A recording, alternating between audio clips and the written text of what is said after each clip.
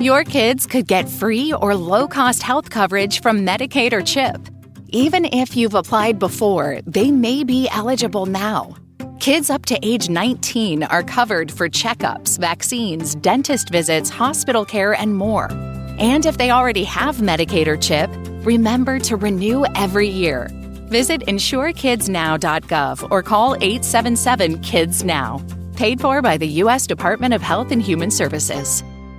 We all know those GLP-1 injections work wonders, but that price tag almost gave me a heart attack when my insurance denied coverage. I was staring at a choice between paying my mortgage or paying for weight loss. Talk about a rock and a hard place. Then I found Elevate Health compounded semaglutide at just $58 with payment plans that don't require a second mortgage. Same medication, same results, but a price that real folks can actually afford. Visit joinelevate.com today. That's JOINELEVATE.com. Your wallet will be as happy as your waistline. This medication is not FDA approved.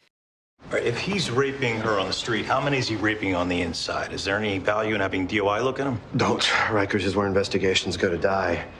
Violence, rape, assaults, hundreds of allegations, almost no prosecutions. Are you saying just walk away?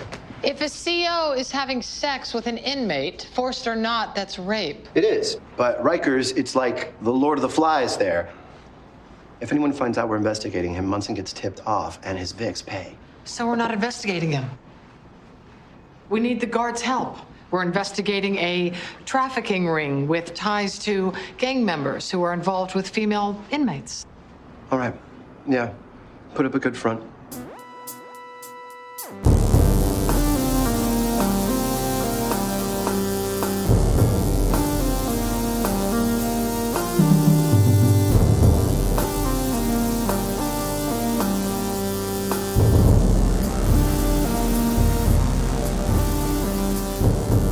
In New York City, sexually based offenses are considered especially heinous.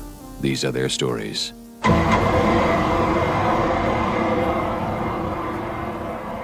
Hey guys, welcome to Munch My Benson. My name is Adam. I am here in New York City. It is a spectacular day, and I'm joined on the line by Josh. How are things in Minnesota, Josh? Things are okay. Yeah. We did some stuff last weekend. Cool.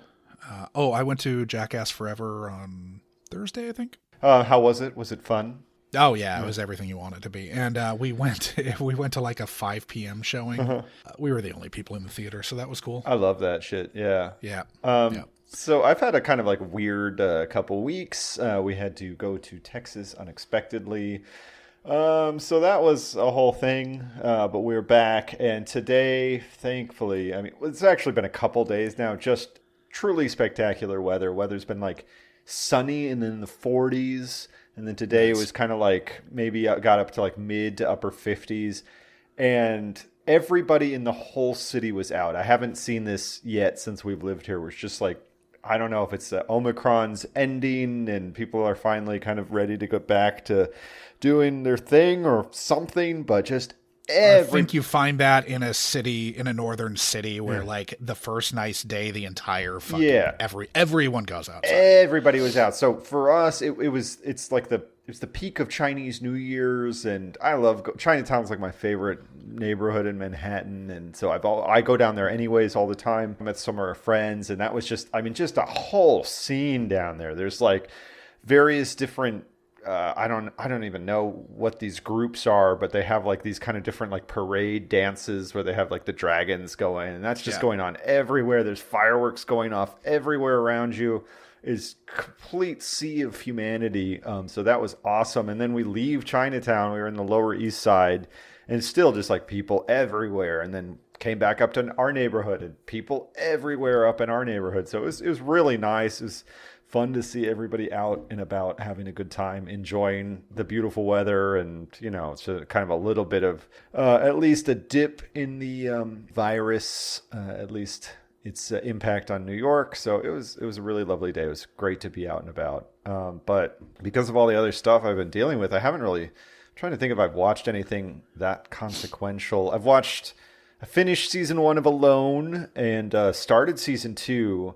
And I also started DCI Banks, which is a British, mystery show. It's a lot more brutal and realistic than I was expecting. I was expecting another kind of like doddering old, British show, but this is like the gritty one. Exactly. Yeah. They yell at each other and people die from machete wounds in the first 5 minutes of the series, but it's pretty good. On this note, guys, we should probably start talking about our episode today. So we are watching the first part of a two-parter, season 17, episode 22, Intersecting Lives. And before I jump into this recap, what you drinking, Josh? I'm drinking a Drift West Coast IPA, which is brewed by Insight. Okay.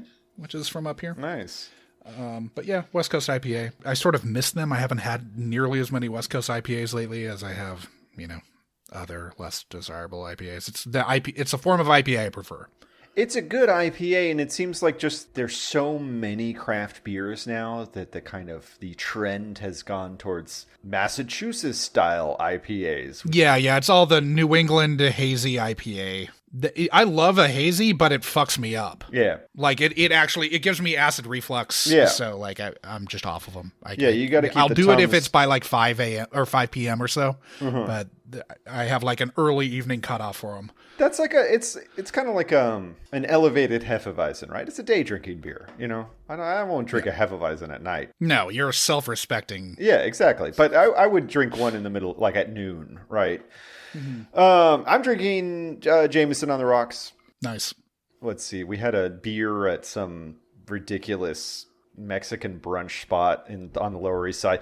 New York is fascinating because you take like one turn outside of Chinatown and you go from this like trash-strewn, bizarre kind of like foreign land where it's very urban and very gritty, and you turn a corner and it's just like everybody is wearing extremely fancy Super Mario Brothers costumes, and they're all like either finance dickheads or they're extremely attractive girlfriends. You just like walk one block and you go into some place that you don't want to be, and that's where we had those beers. That's fun. But yeah, let's see if my recap for this episode makes any sense at all. Carisi is nervously awaiting the results of the New York State bar exam. It being a slow day at work, Rollins and Finn are there to celebrate once he gets the affirmative news. Whilst happy for her ambitious young detective, Benson is concerned that Carisi will join Sergeant Dodds in departing the unit. Though we at Munch by Benson have only seen him once, he is already bidding adieu to SVU and moving on to the greener pastures of the Joint Terrorism Task Force. Next up, we see a slovenly and extremely tall corrections officer named Gary Munson skip out on his day to take the kids to school. He tells his wife Lisa that he's got to keep bringing in the overtime if they're going to afford the family trip to Disneyland this year. Of course, this piece of work has some stops to make on his way to Rikers. He drives up to a young black woman in knee-high boots walking with a drink in a brown bag. She knows him, and he makes her nervous. Her name is Charisse McCabe, and Munson threatens to report her for a parole violation for drinking from an open container. He tells her to get in the car, where he then drives off with his hand lasciviously gripping her inner thigh. Finn meets son Ken at a fancy lunch spot, where Ken drops the news that he and his partner have found a surrogate and are expecting a baby. Finn is beaming with pride when Ken gets a call from one of his social work clients. It's Charisse. She tells him that she'd just been raped by Munson, her CO from Rikers. Later at the hospital, Charisse tells Finn and Benson that Munson had been assaulting her once a week since she'd gotten out of prison, and that this had been going on regularly in the chapel inside, where there are no security cameras as well. She tells them that female inmates are expected to exchange sex for protection from guards and gangs, and that she doesn't believe for a second that anything will happen to her attacker.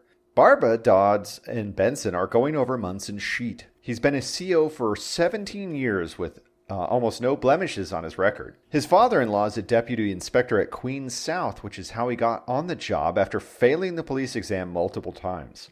Barba doesn't believe that a straight-up investigation at Rikers will bear any fruit, so they concoct a delightful ruse whereby they can investigate the corrections officers while pretending to investigate a sexual slavery trafficking ring. Finn and Dodds lay the trap with the deputy warden. His contempt for his inmates is palpable, and he's thrilled that SVU is investigating inmates instead of guards, so he hands them off to CO or Rita Wilkins to track down a list of women who generally match Charisse's description and priors. When they watch camera footage of the hallway outside the prison chapel, they see Munson lead Charisse inside while Wilkins posts up as the lookout outside. After an extremely short time, Munson emerges from this holy ground, adjusting his junk with a grin from ear to ear. Munson's liaisons with Charisse coincide with visits from her mother and son. He used the threat of taking away those visits to extract sex from her on the inside in much the same way that he uses the threat of being reincarcerated to extract sex from her now that she's on the outside. It doesn't take much sleuthing for them to unearth Munson's other victims. They immediately find 3 others, all young black women,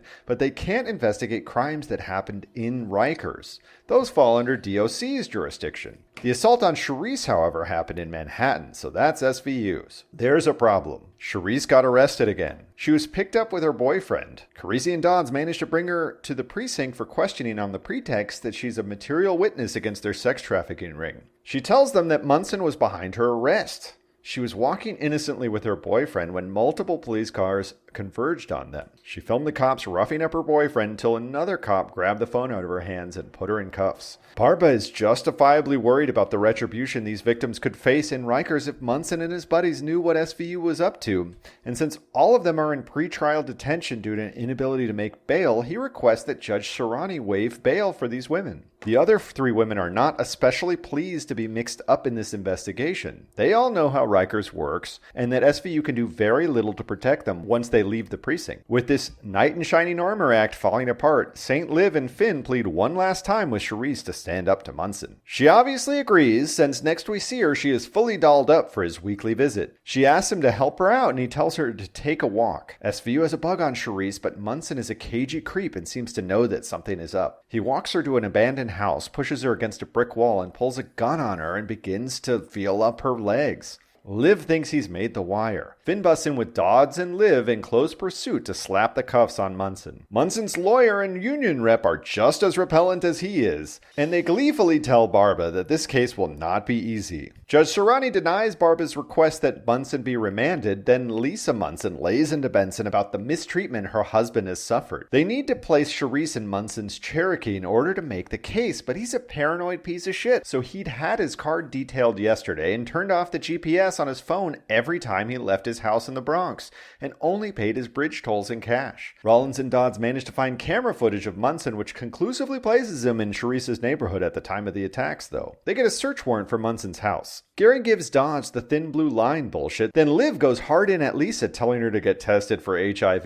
During the search, Munson mentions his time cards. Now, we know that he's crafty enough to have dotted every I and crossed every T on his elaborate forced blowjob scheme. However, we also know that his co-conspirator, C.O. Wilkins, the lookout, was probably not quite as good at tradecraft, so Benson calls her in for a visit. Benson manages to get Wilkins away from her awful union rep for a few moments where she can finally threaten Wilkins. Wilkins tells Liv about another potential victim on the outside, Leanne Carter. Carter testifies to the grand jury that Munson came to her house every Sunday night and demanded sex so that her sister Della would be protected inside Rikers. Barba produces some pretty damning evidence about Munson's time card manipulation, which ensures that he'll get an indictment against Munson. When it drops, Munson's attorney talks in front of a huge scrum of reporters and corrections officers on the courthouse steps. When Barba emerges with Dodds and Benson in tow, he is immediately surrounded by a sea of furious cops. Union Rep Tony Rodriguez threatens to stop cooperating with any future Barba investigations. Then a man in plainclothes with a disgusting stubble chin strap walks up to Barba and threatens to kill him right there on the courthouse steps. Barba tells Benson and Dodds what happened and that the entire squad needs to watch their backs since this is just the beginning, and we are left with a looks like we get 43 more minutes of Ray Romano's kooky brother from that show I hate being an all-too-real serial rapist Dick Wolf. I have to say before we get to talking about these guest stars, I'm glad we had a nice little break from the last one that we talked about. So we're not coming off that high. Yeah, Josh and I took about a 2-week gap or so from the last time we talked, which was Possessed, which was, of course, the first perfect 10 that we've covered here at Munch My Benson. I don't feel bad about giving that one a perfect 10, but I feel like this one is not that. No, it is not. But yeah, I guess let's start talking about these folks, right? Yeah. I am going to save some guest stars for next week. So Johnny Rivera, who's playing Felipe Heredia, we'll save him for next week. And we'll save only one of the kids is kind of interesting. Okay. And so we'll save them too. Cool. So I'm going to start with Brad Garrett, who's playing Corrections Officer Gary Munson. Yeah. He was born Bradley Gerstenfeld to a Jewish hearing aid salesman and his wife in Oxnard, and grew up in Woodland Hills, which is, sort of on the western edge of the San Fernando Valley. Okay. He enrolled at UCLA and then dropped out after 2 months to pursue a career in comedy. He worked various comedy clubs around LA before becoming the first $100,000 winner in the comedy category on Star Search in 1984. He was 23 at the time. That got him on The Tonight Show for the first time, making him one of the youngest comedians to appear on Carson. Wow. He did the whole panel guest spot voice work thing for about a dozen years, getting his first main cast shot in the short-lived sitcom co-starring Melinda McGraw and Larry Miller, The Pursuit of Happiness, before landing in the main cast in Everybody Loves Raymond, where he played Ray's brother Robert, a role which led to him receiving 3 Emmys for Outstanding Supporting Actor in a Comedy Series, and he was nominated another 2 times for that. He was also nominated for an Emmy for Outstanding Lead Actor in a TV Movie for Gleason in 2002, where he played Jackie Gleason. After 9 seasons on Everybody Loves Raymond, he got his own sitcom playing opposite Jolie Fisher. That was Till Death and ran for 4 seasons on Fox. He had 2 more sitcoms he was the main cast in, How to Live with Your Parents for the Rest of Your Life and Single Parents. He's had recurring parts in I'm Dying Up Here, Fargo, and Penny Dreadful, City of Angels. He's also been in the films Suicide Kings, Sweet and Lowdown, Stuart Little 2, Not Fade Away, the terrible David Chase movie that I really wish everyone would watch so they could share in the shock and awe at how bad that movie truly is. And he's also in The Incredible Burt Wonderstone. He owns the Brad Garrett Comedy Club at the MGM Grand in Las Vegas also. So, then we've got ourselves Crystal Joy Brown, who's playing Charisse McCabe. She was born in Alexandria, Virginia. She's done a ton of stage work.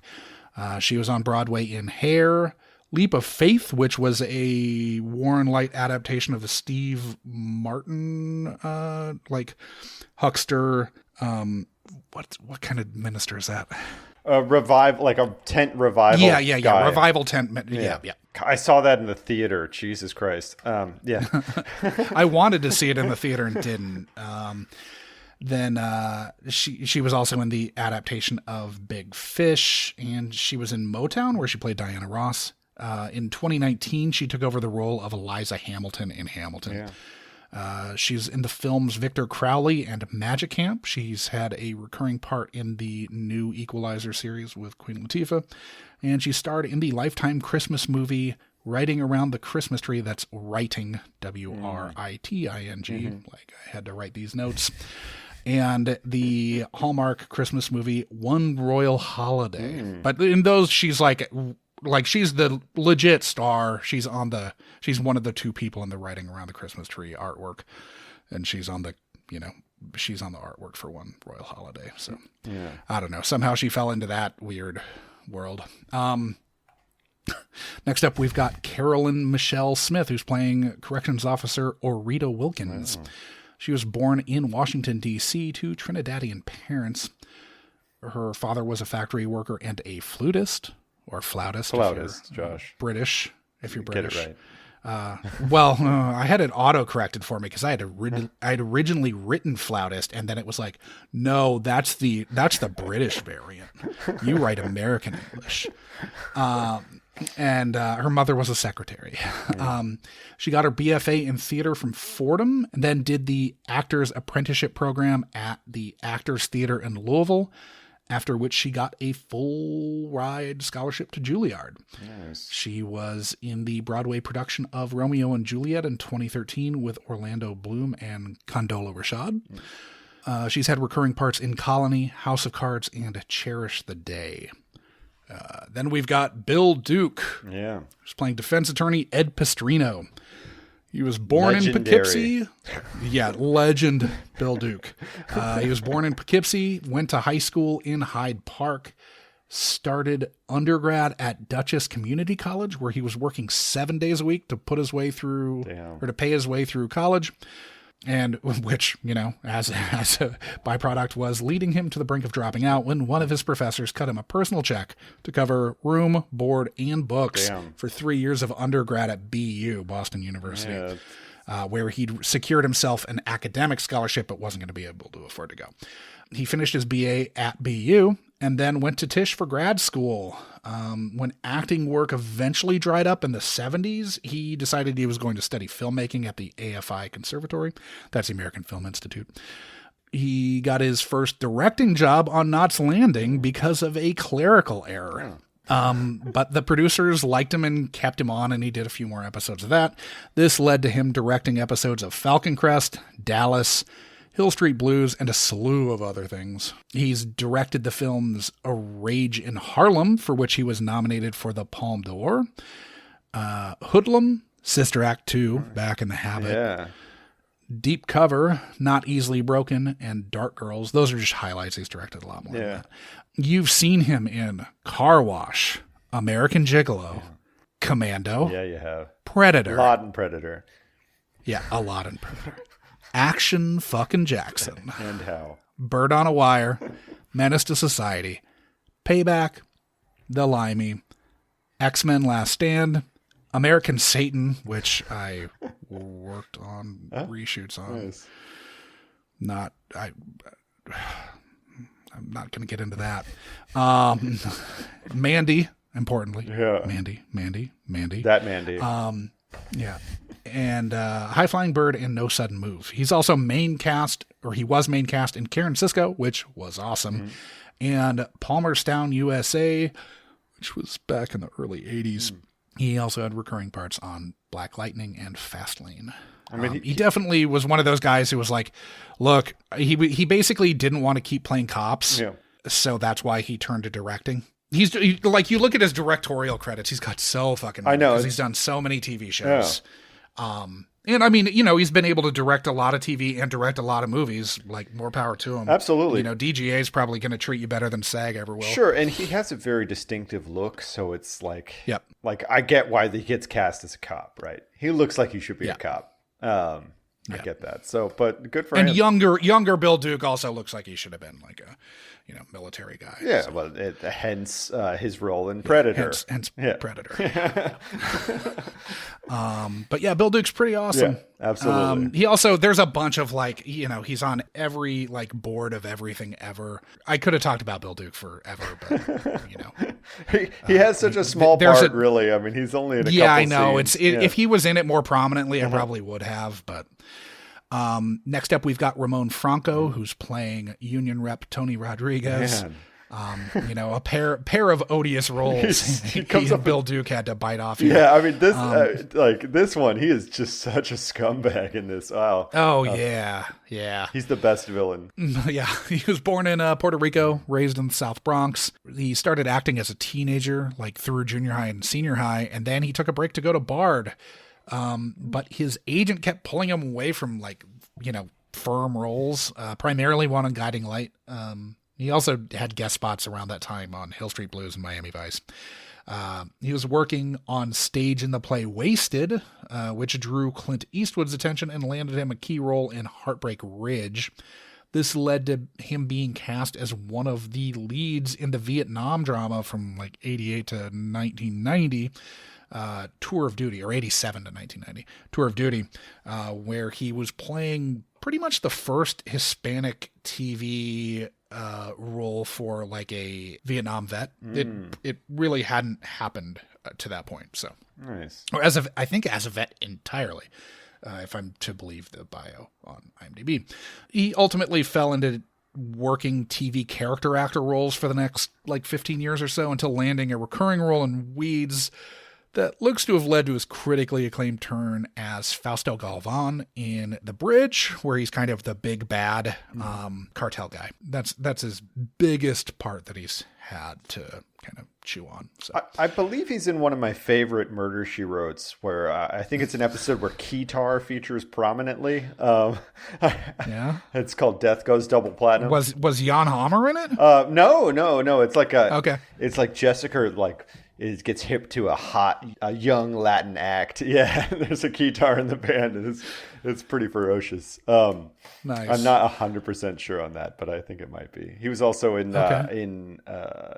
Seinfeld episode. So yeah, he is, and someone else from this was, but I can't remember who it was. Anyways, then we've got Natalie Paul, who's playing Zahara Letts. Yeah. She was born in New York, got her BA at Yale and her MFA from Tisch. She was main cast in Show Me a Hero, season 1 of The Deuce and season 2 of The Sinner. She's had recurring parts on The Blacklist and Mr. Mercedes, and she was a female lead in Crown Heights, which is really good with her playing opposite Lakeith Stanfield. Nice. But yeah, Crown Heights is good, and she was nominated for an NAACP Image Award for that. Nice. Then we've got, lastly, Brittany Campbell, who's playing Leanne Carter. She was in 2 episodes of She's Gotta Have It and 1 episode of Chicago PD, Master of None, and Third Watch. She's also a solo artist and stage performer. She performed at the Met as a kid before going to Carnegie Mellon. She also does animation. She's kind of a jack of all trades, but she has like multiple albums. That's cool. Like three LPs and 2 EPs, I believe. But yeah, anyway, that's all I got. Yeah, I guess we got to jump into this and start breaking it down. So this is the only episode of anything that Jonathan Starch has been the credited director for. Okay, interesting. He's done a ton of AD and UPM work. Okay. And, you know, he's sort of like made the transition into being more sort of producer on TV shows and stuff. Warren Light brought him on here as co-EP on SVU in season 13. And at this point, he's worked his way up on season 17. He's an executive producer.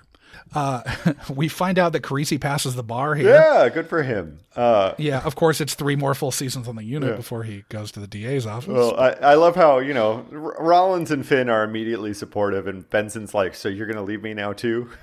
Yeah. She's just thinking about how it's going to affect her, because this is the Benson show. Yeah. Only it's not Benson, sadly.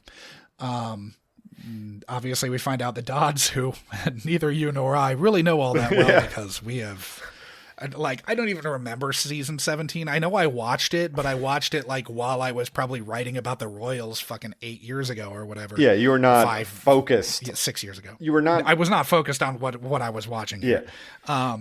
And so, yeah, he's leaving to go work on a joint terrorism task force, and it's like, okay, bud. All right, later, have man. Fun, I guess. I mean, we saw you in an episode once. I'll look. I'll like double check this. I think we've only had one Dodds. We have only had one. We've only watched. It was Melancholy Pursuit. That's right. The other one we watched.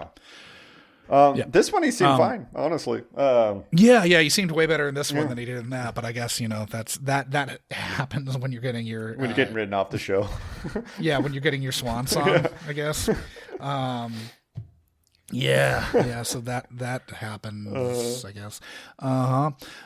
Okay, so when what's his fuck Gary Munson pulls over. His gun is out. I don't know if you noticed that. I did notice that, like in the center console. Yeah, I think, but I think that's supposed to be. It's like a metaphorical gun, right? So we see the handgun, but really, it's his dick that's. It's out. a different, because it's a different gun. Because obviously his sig gets confiscated.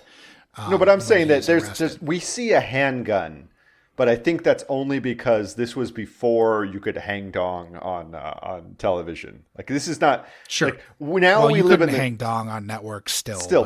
Now we live in the golden age of full frontal male nudity, right? But yeah. Whatever. 5 years ago, you couldn't. Yeah. That's what. Yeah, it's a pretty strong implication when you get into somebody's car and they have a handgun kind of casually pointed at your seat that something's about to go down. Yeah, it's too bad she didn't take it and just off him there to fucking make our lives easier. Yeah, definitely make the next couple weeks of our podcast easier.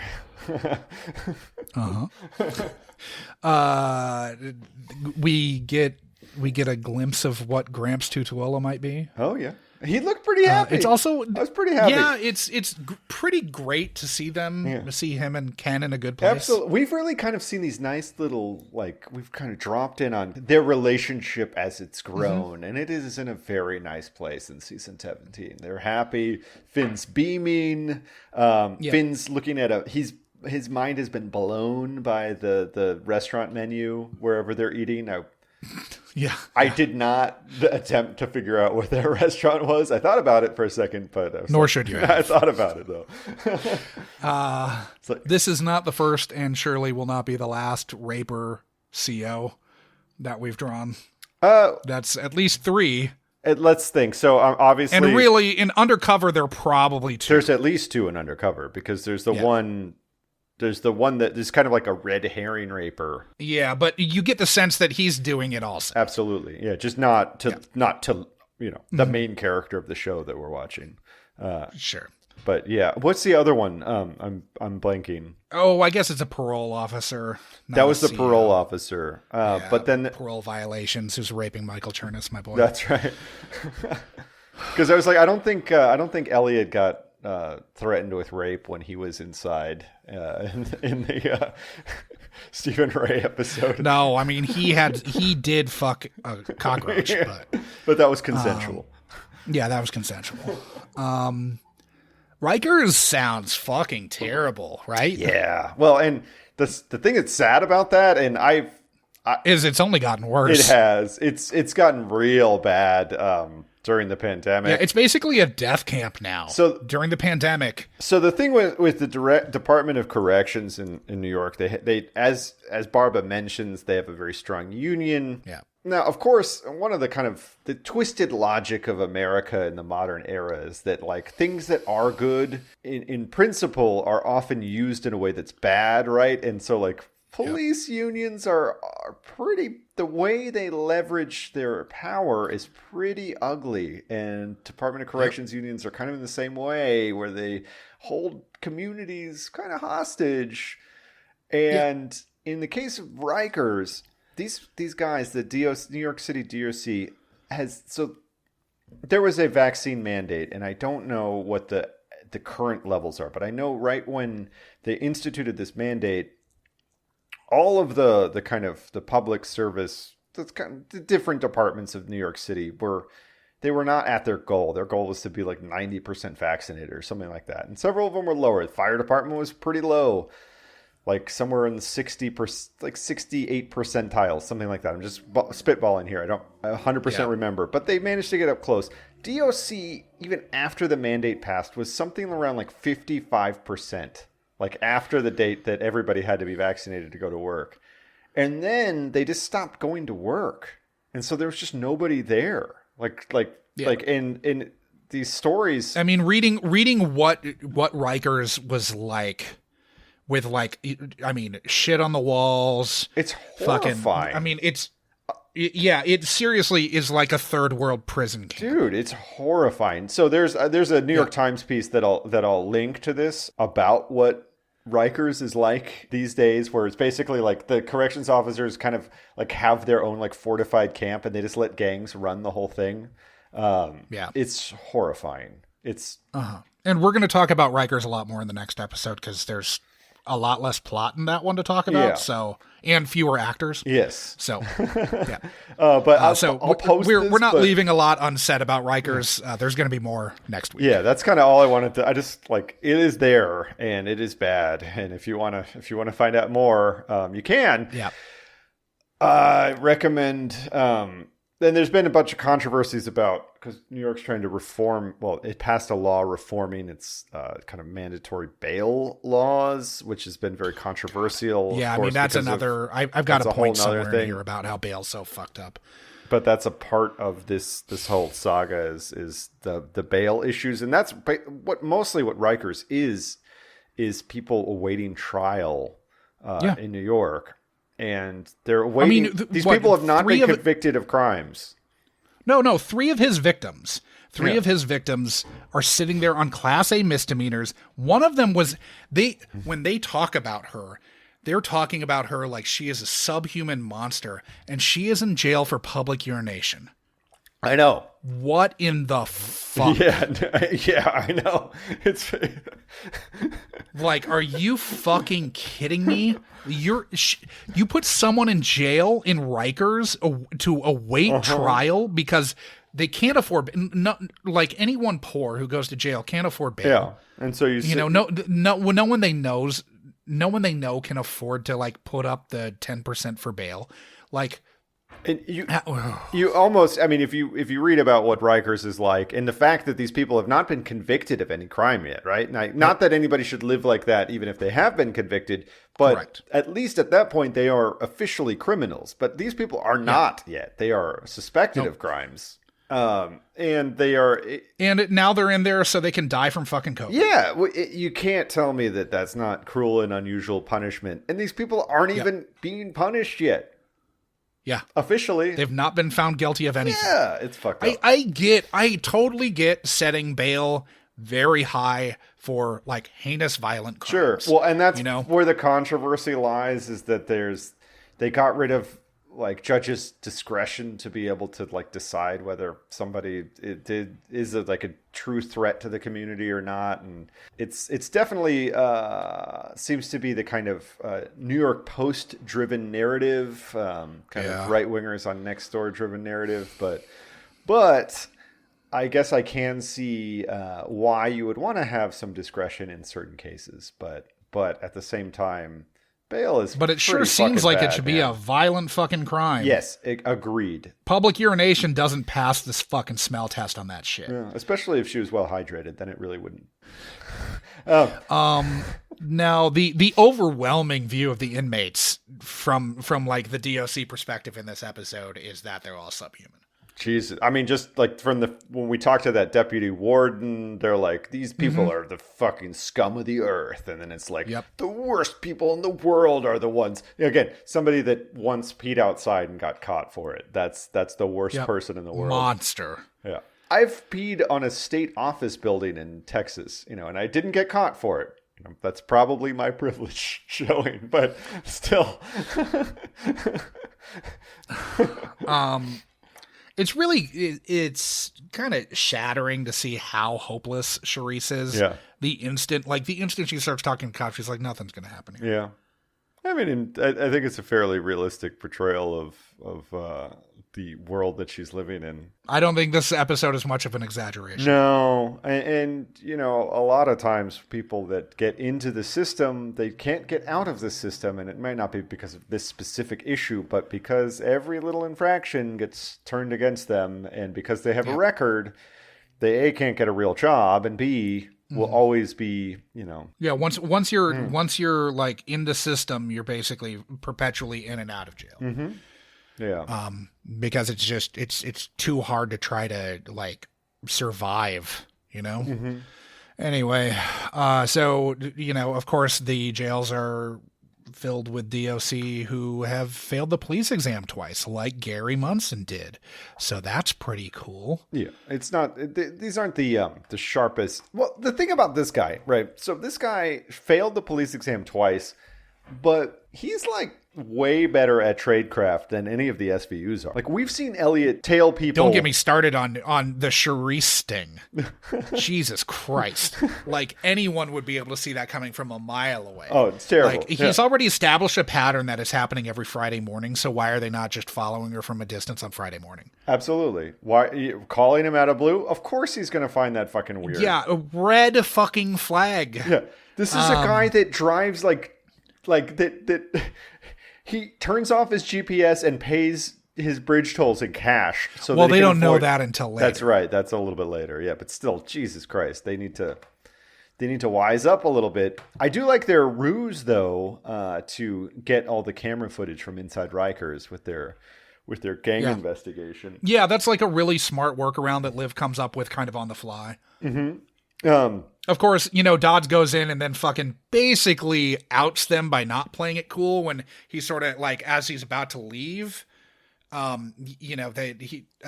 Gary Munson drops the whole line about his father-in-law and Deputy Chief Dodds being tight. Mm-hmm. And Dodds clearly has a Dodds clearly like has that, I don't want to have anything to do with this fucking guy. Yeah. And basically outs himself as knowing that the man he's talking to is the real person they're looking for. Yeah. Way to go, Dodds. Blows us up, basically. So they say that they're investigating the CPB gang. So I did a little looking to see if I could find a CPB gang. And the only one I could find with a little bit of Googling is one called the Center Park Bloods. Now, I doubt they'd be operating in Manhattan because... Well, they said it was South Bronx, didn't they? Yeah, I guess. But these guys, the only CPB gang I could find, I'm looking at unitedgangs.com, which is apparently a resource telling you about all the gangs. They are in Inglewood, California, primarily. Well, the other gang at play here is a gang from SVU history, the one that Felipe Heredia is from. That's what, BX9 or whatever the fuck it is. Okay. And that's a historical SVU gang. So the CPB could be a gang that's been established in the SVU. Yeah, that makes sense because they were definitely talking about it like it's something we should know of. But again, I doubt. But we're not in season 17 world really. We've seen 3 episodes now, and 2. This is the second one we're recording an episode on. So. Yeah, I doubt that like gangs that really base their territory on the Crenshaw Mall in Inglewood, California are operating. Yeah, they don't have a big imprint. Bronx. Really important. The most important thing for me in this is they're watching the camera footage of Munson and Charisse going into the chapel where she blows him. The timestamp on the video when they enter the chapel is 6 hours, 5 minutes, 19 seconds. Now, Rollins says they were in there for 5 minutes, but the timestamp is still up when he exits, and it is at 6 hours, 5 minutes, and 33 seconds, which implies that he shot his load in exactly 14 seconds and got half redressed in that time.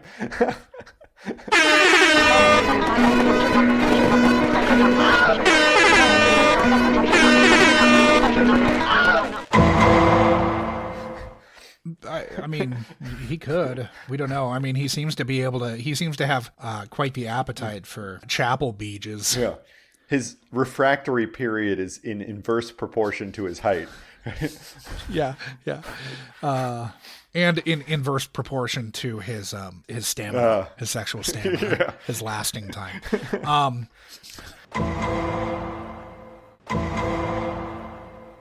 So when Charisse gets arrested again, after talking to them, he tells her that he basically says he's going to rape her in front of 2 other COs, which I really feel like that tells us all that we need to know about all the COs at Rikers are rapers. Mm-hmm.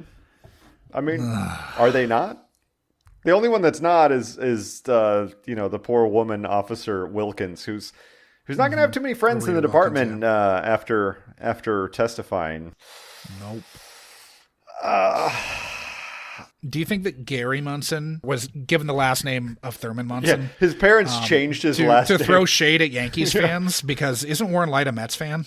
He is, right? I think Warren Light and Dick Wolf are both Mets fans. Right. Yeah, I think we've established that. So that would be interesting to name a villain after a legendary dead the cherished Yankee. the cherished dead Yankee catcher. I did like LaTanya calling Rollins Elsa. Yeah, that was funny. Yeah, it was appropriate. I guess I don't. When did this is peak Frozen time too? I think. Yeah, it's peak Frozen when every little girl had an Elsa backpack and shit.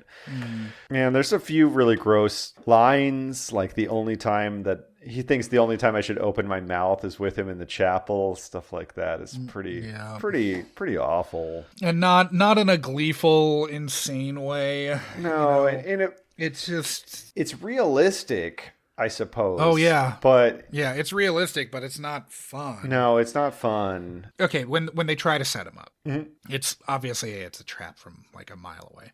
Well, for one thing, she's like dolled up in makeup, calling him. It's yeah.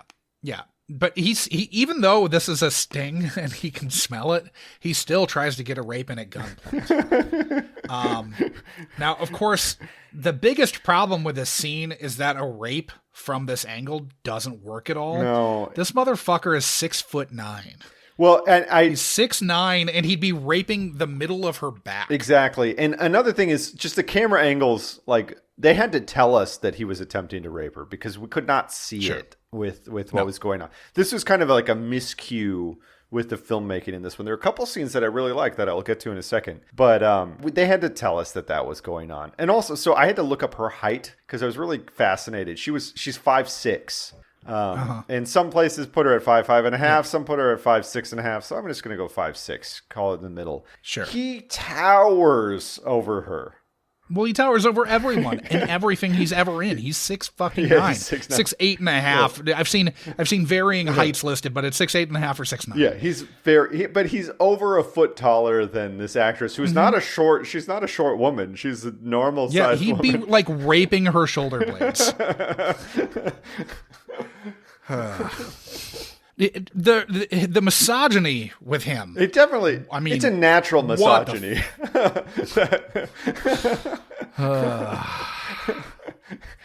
And then we're basically immediately introduced to Union Rep Rodriguez and Defense Attorney Pastrino, and they're so scuzzy and have no problem threatening an ADA. You want him out of DOC?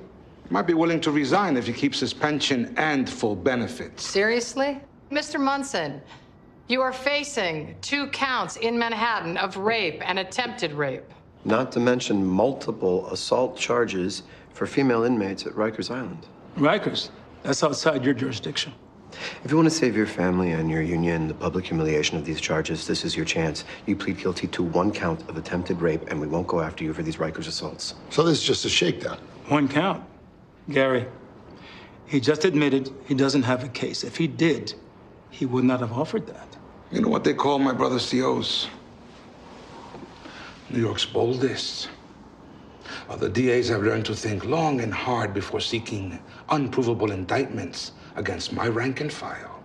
Now, there were 2 sequences I liked. There's one in the bail hearing scene where they've got the 4 women and their attorneys. So you got Charisse and the other 3 women. And it's kind of seamlessly jumping between each one of the women. It's not like sticking with one and then kind of going in sequence. Well, isn't that a grand jury? No. The bail hearing where Serrani is right. When releasing them on their own recognizances. Knocking down the yeah. So, but it's going kind of. It has each one of them. Like one will say a line, and then Barb will say something, and it'll come back, and then a different one will answer, and it's kind of like weaving. It's sort of like cutting between the 3 sequences to show that he's basically doing the same thing in each of them. Yeah, but they do a nice job of kind of showing that all 4 women are different, right? They're not just like the same.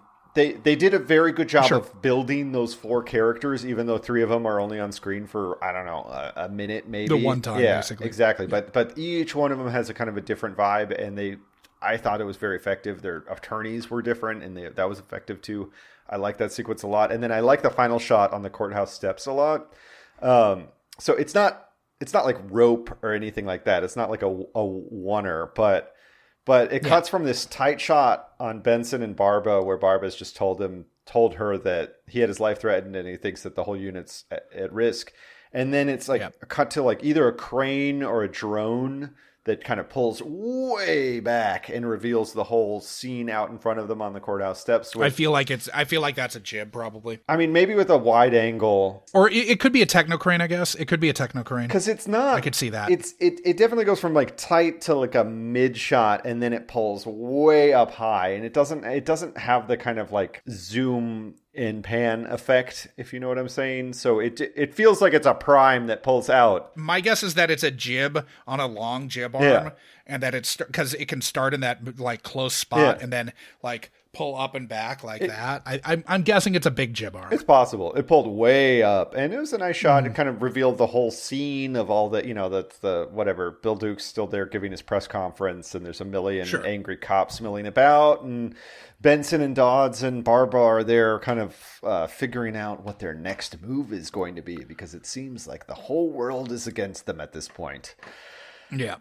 And do we need to talk about any more? I mean, I just have a couple more notes I want to touch on. There's the line that Bill Duke says on the steps where he's like, 88 Barba and City Hall are leading a witch hunt based on the implicitly compromised testimony of the city's lowest forms of life. Yeah. Once again, like showing what they fucking think of criminals, and it's pretty. Or these aren't even criminals necessarily yet. Criminals, people who've just been fucking arrested. These are people who have been arrested. Yeah. And just aren't fortunate enough to be fucking white. All of them with just misdemeanor charges at this point. Yep. Now, Charisse has priors, but still, she wasn't even, I guess she was arrested for resisting arrest in this case, but it was going to get thrown out as soon as it went to trial. Oh, yeah, because that's all on camera, and she didn't have a chance, as Rollins said, I think. She didn't even have a chance to resist arrest. Yeah, of course, in classic SVU fashion, they have a perfectly framed shot of that whole incident going down that is very easy for them to find. There was one little bit that kind of stuck in my craw, and they say, like, Charisse said that he used a condom. Mm-hmm. How are they going to link that to? I know. They're saying they're going to search for condoms in his house, but how are they going to link that? How could you possibly link one to the other? Well, unless it was based on like the circumstantial evidence in her testimony of saying that, he used a. Let's just assume he used a Trojan. Yeah. There's not too many brands. I don't understand that bit at all. There's not because she doesn't have the condom that he used because if she did, she'd also have the fucking his DNA. Yeah, exactly. That was a little weird. And also it's like, there's not too many brands of condoms. So I don't see why Trojan is going to constitute probable cause. Cause it's like, okay, there's like 20 fucking different varieties of condoms. So maybe he was using like a French tickler specifically. He had a very obscure gas station brand, or like just a condom with a weird, which if they're gonna do that, then they need to establish what kind of weird condom it was. Yeah, it's like a Slimer condom from Ghostbusters. It glows in the dark and has like it doesn't use actual lube. It uses the high C ecto cooler.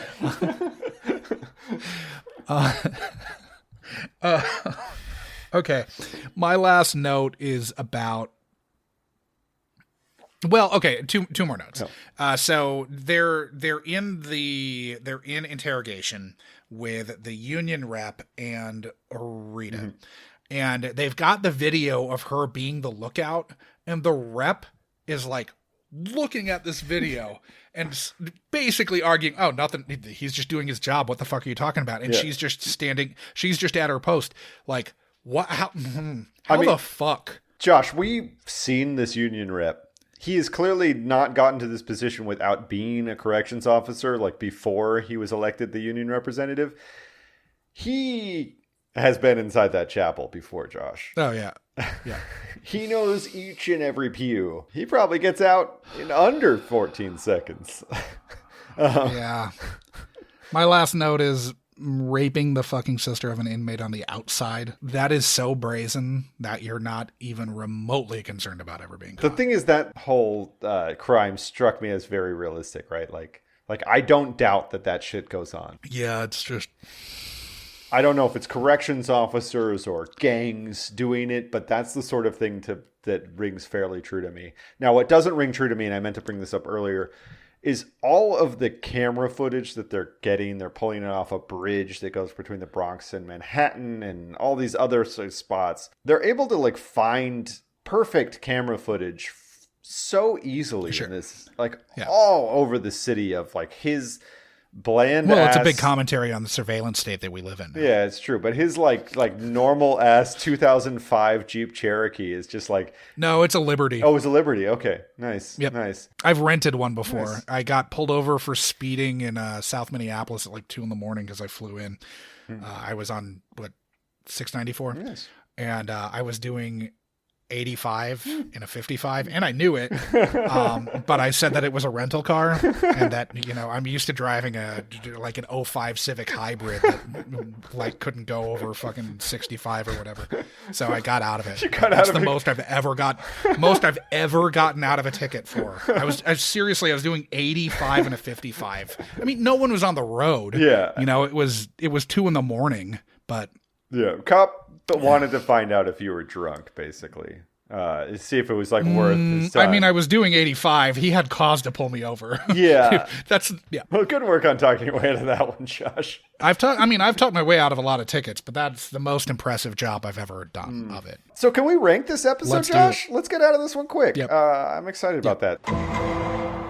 So, of course, every week we rank these episodes. We rank on we have 4 criteria. We have a 10-point scale for each one. We are looking to build a composite score so we can see where these rank against each other. We will eventually have watched something like however many they're on now. They've done over 500. I know that many. But some point, oh dear, this is 98. So we are getting close to 1/5 of the way. Of course, that goalpost is constantly moving. So. Yep. We rank on quality. Guess how problematic the episode was and the depth and breadth of Lives Ruined. Now, the weird thing about these two-parters, I feel like one of them always ranks higher than the other one just because of... Yeah, and markedly higher. Yeah. They're almost always like 4 points apart once we average out the score, you know? This one definitely ticks a couple boxes. So it's not going to get a terrible score. It's obviously, I doubt it's going to get 10s across the board like last week's Tour de Force... featuring Taryn Manning, David Rattray, and David Patrick Kelly. But it does have, some stunt casting going on. It has some stuff going for it. It's certainly problematic. I guess let's start at the top. Was it a good episode? Sure. I didn't really like it. But I didn't either. It was professional. It was. For the most part. There were a couple of things that I think we both kind of had like minor issues with, but... I mean, at least almost everything tracked. Mm-hmm. I think there's not a lot of fun to be had here, but it's not designed to do that. I guess the thing is that this kind of issue, which is a very kind of like big, deep, systemic problem that they're talking about, this is exactly the kind of thing that you want a multi-season long story arc exposing. You want David Simon doing this show? Or you want The Shield doing this story, right? You want something like that. The Shield kind of... I know, but it's like you want a bigger space to explore the ins and outs of this kind of thing. Yeah, The Wire. We always talk about The Wire, so I'm talking about just like a different one. But you want something that kind of has more room to breathe. Well, I was thinking more Show Me a Hero, but like in that like it's looking at a specific thing, that is. Yeah, and it's maybe like humanizing all like people up all throughout the kind of world that this exists in and seeing really where they stand in it. And I think that would be easier to watch than 2 hours of this like a dark kind of... And really 2 hours of this is, less than an hour and a half, really. But it definitely felt longer than an hour and a half, 2 parts together. Yeah, it did. So I don't know. I'm inclined to give it a 5 because it is not bad. It is good. It's at least trying to deal with something important. I don't know that it does it well, but... It does. Or does it in the way that we would prefer that they like. Yeah, exactly. It's sort of like everyone's just a cackling villain almost. That's true. In a weird way. That's true. It's like Munson is kind of a cartoon, right? And so is Tony Fernandez and Rodriguez. I keep saying Fernandez. You just want him to be the famous Blue Jays shortstop of your youth. we keep talking about Thurman Munson, so let's bring it back to the Blue Jays. But yeah, so I mean, Tony Rodriguez, just odious, and I think you can look at like problems with police unions without having like their union reps be just like complete scumbags. Like I think it's more it's more nuanced than that. So I don't know. Do you like 5? Are you comfortable with that, or do you want to? I'm fine with a 5. Okay. I think. Okay. It's interesting. So this is stunt cast, but I think that the guests might not be the strongest point of this episode. I still think it's probably like a 6. I thought that Bill Duke and Ramon Franco were both really great in their short roles. Brad Garrett is like fun to see Brad Garrett playing this guy. So that's I don't know that he's necessarily like good at it or that it's like a fully realized thing. Yeah, I think his victims. I think Crystal Joy Brown's very good. I think she's good, but I think she's kind of miscast. I don't really like. I don't necessarily buy her as this character, I guess. I think the other CO, Arita Wilkins. I thought she was great. I thought she was very good. Yeah, I thought she was very good. Yeah. I think we're looking at a 6, right? I think 6 works because it is funny to see him. Now, is it problematic? It is definitely problematic, right? Yeah, not in the insane way that we want it to be. Now, it is a little insane that Robert Barone is able to unzip, whip out, get hard, shoot off, and rezip in 14 seconds. Yeah. I mean, it's sad that that's an accident, but still, I'm into it. What are we talking? Like a 7? It's definitely. But I think it's a 7. Is it above average though? Okay, let's think about what average actually looks like on SVU. Oh yeah, shit. Never mind. Okay. I think because it's not fun at all. Aside from like 2 things that we sort of are laughing at because like it's completely infeasible that he's actually raping her in that scene or attempting to. Yeah. You're talking about the one where he's much taller, where he's got her against a wall at gunpoint. Unless she's got like a colostomy bag port in the middle of her back or something like that he can like unplug and use as an orifice. Yeah, it's insane. Just it's just logistically impossible, and she's not on an Apple box. Now, okay, so recent 5s, Delinquent, that was season 12, episode 23. That was the Rita Wilson episode, which we titled "How Many Times Were Her Feet in That Cum?" So I think that tells you how problematic that episode was, and we gave that a 5. That was the one where the teenage boy had draped a silk negligee over his junk. If you recall. Now, another recent 5 was the Lou Taylor Pucci. But to be fair, with Delinquent, we specifically, it was probably more problematic than a 5, but we did not want to give it more than a 5 true. Because of how fucking bad that episode No, was. and I think we have similar feelings about the Chicago crossover episode, the Lou Taylor Pucci one, which I think was a lot more gleefully problematic than this one. But we also didn't. But in a pro police brutality kind of way, which that's not a category or a way in which an episode can be problematic that is going to please either of us. Now, we also gave the Fred Savage episode Futility a 5. So that wasn't that problematic though. On the scale of things, yeah.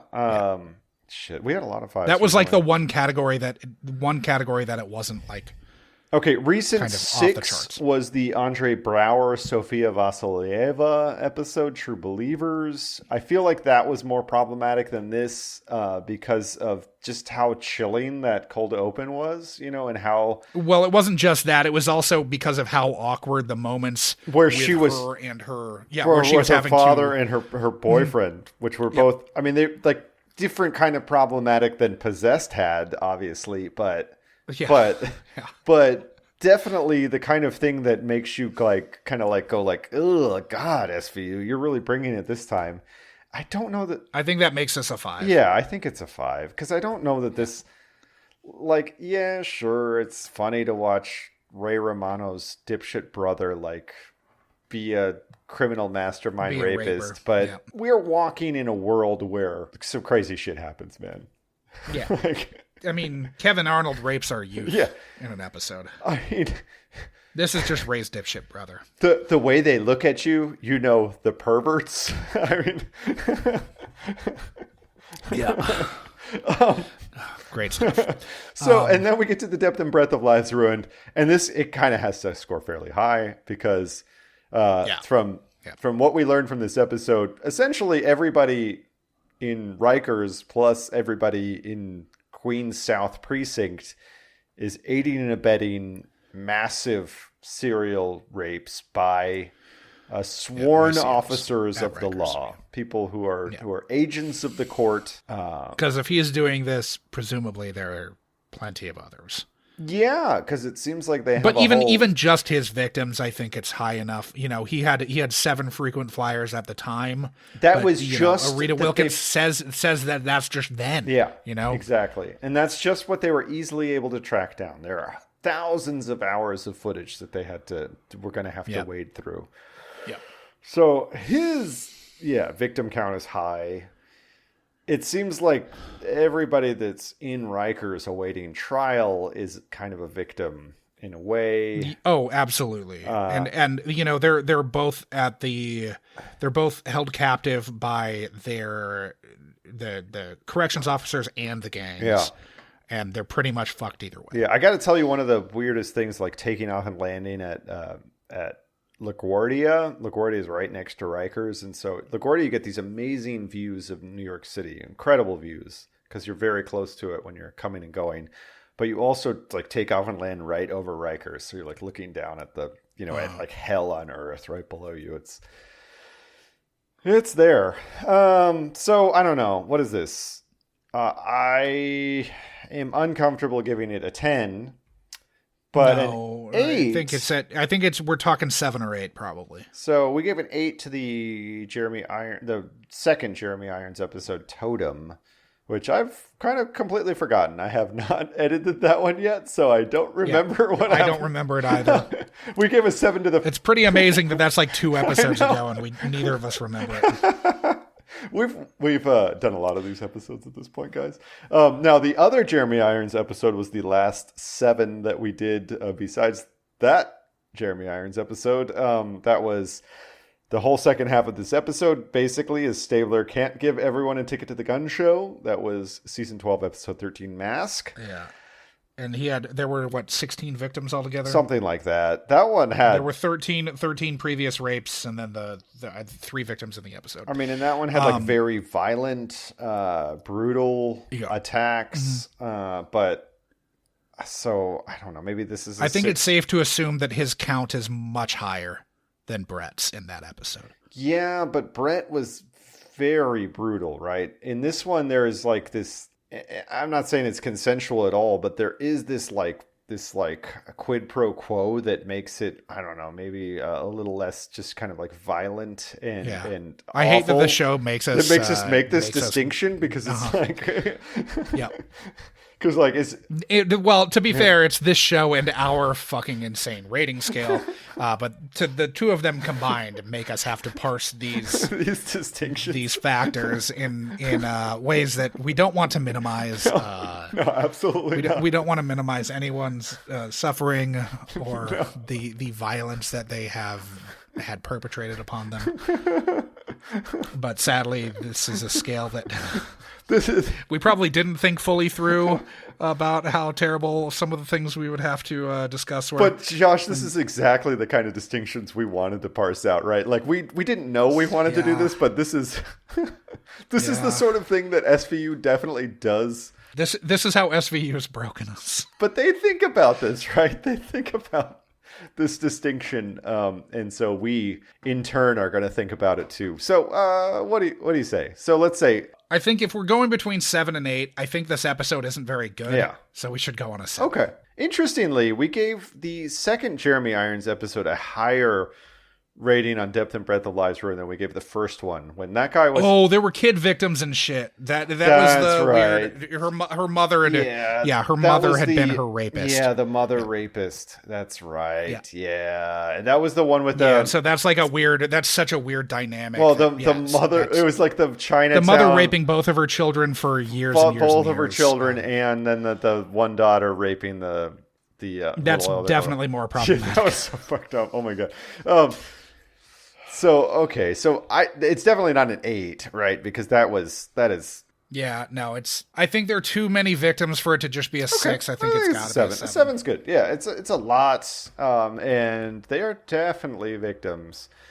And so that gives us a 5.75 on the old rankings scale. So let's see that our most recent 5.75, I'm not going to look at all of them. Our most recent 5.75 also featured the brother of one of the actresses in this episode that we did not talk about. Donald Logue, that was Undercover Mother. That was a 5.75. That was kind of zany, I recall. Undercover Mother. Well, I mean, we've got multiple undercovers. We've got Declan as the bishop. Declan Murphy speaking in a brogue. We had like what would you call them? Undercover's mother. Undercover's mother. Yeah, it's like surgeons general. Exactly. Attorneys general. Courts martial. So that one was more bonkers than this one, but I guess we kind of worked out to be like across the board more normal, but too normal, almost too normal. Like the problem with this one is that it was like too real, but without having the space to really explore the issues of, like, again, as Josh says, a 10-episode David Simon serial would be able to like dig into this and really get into the polemic better, because it has, a full 11 hours to breathe. But like how he did with any of his miniseries, how he did with The Corner, where it's more focused, or Generation Kill. Yeah, exactly. One of those things where it would work better as a 10-episode thing. Yeah. So, guys, it's time to roll. Well, we don't even need to roll the next one, because we know what the next one's going to be. So absolutely, because this is the first of a 2-parter. Yeah, Bill and Ted don't even need to drop in this week. Bill, what strange things are afoot at the Circle K? Next week, we are watching Season 17, Episode 23, the season finale of Warren Light's last season before he comes back 4 years later. And the Dodds swan song as well. Yes. So when the investigation of Corrections Officer Gary Munson, Thurman's son, deepens, he and his union take drastic actions that threaten the lives of ADA Barba and the SVU squad. I don't know that summary actually describes what happens in the episode very well. I don't think it does at all, actually, but you'll get to find out next week, along with, we've both seen it. Yeah, well, I have not. I turned it on and fell asleep like almost immediately, so I will have seen it by then. Okay, well, I can speak to what it's like because I've watched it twice. I've even written all of my notes and done the recap for it. Nice. Yeah, so you're in for an episode of television, kids. And I will say that it is an episode of television wherein something happens that's never happened before or since in the history of SVU. Interesting. So, I can't wait to see what that is. Yeah. Wow. So that's, quite the cliffhanger, Josh. It's a thing that I just said that is true. On that note... yeah, guys, we are on most of the social medias where you would expect to find us. I guess I misused the plural there, but we are on, Facebook. We are on Twitter, which we actually check regularly. We are on Reddit, which we also check. We are on, Instagram. We're on that one. That one's still a thing. Yeah. Not on Snapchat yet. Metaverse hasn't killed Instagram yet. Yeah, needless to say that when we are finally on Meta, Josh and my avatars will surprise you. Yeah, please rate and review the podcast. All of that helps. It does. It really does. Make sure, obviously, that you've subscribed to the podcast and like it were apropos.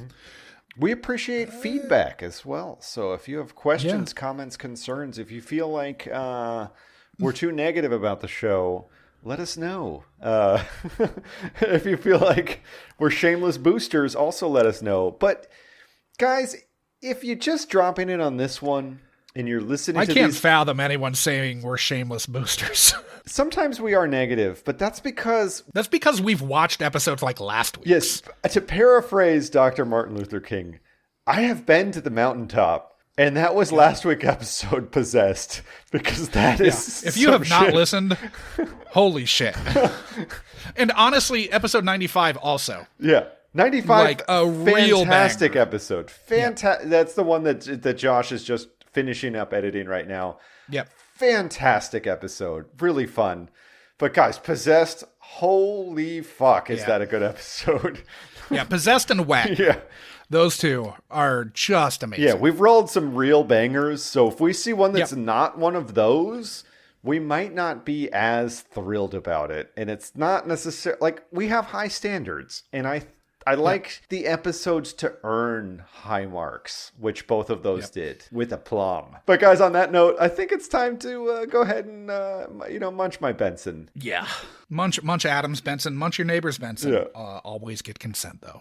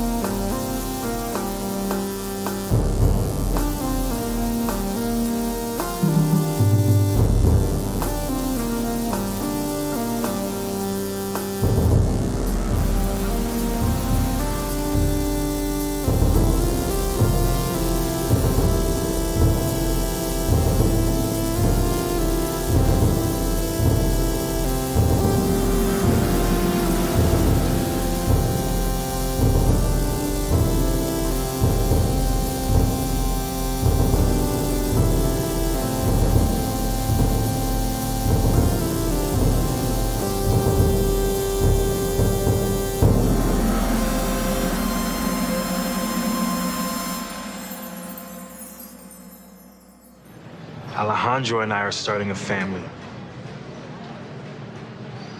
What, you're adopting? Well, we found a surrogate. She's 3 months pregnant. It's a boy.